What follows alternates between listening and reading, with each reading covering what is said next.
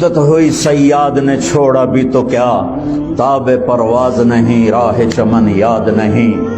یہ شعر مجھے بہت تڑپاتا ہے کہ ایک شکاری گھونسلے سے چھوٹا پرندہ اٹھا کے لایا، پنجرے میں بند کر دیا، ایک پیالی میں چاول ایک پیالی میں پانی رکھ دیا، وہ وہی کھائے وہی پیے وہیں پھڑ پھڑائے، وہ جانے یہی میرا جہان ہے۔ ایک دن جب وہ جوان ہو گیا تو شکاری نے آ کے دروازہ کھول کے کہا چل چلا جا اپنے گھر کو، تو بڑی معصومیت سے کہتا ہے تاب پرواز نہیں، مجھے اڑنا نہیں آتا، مجھے اڑنا نہیں آتا، اور اگر میں کچھ اڑ بھی جاؤں تو راہ چمن یاد نہیں، مجھے اپنے گھر کے گھونسلے کا، مجھے اپنے باغ کا، مجھے اپنے گھونسلے کا پتہ نہیں، میں کدھر جاؤں گا۔ اس وقت امت کا یہ حال ہے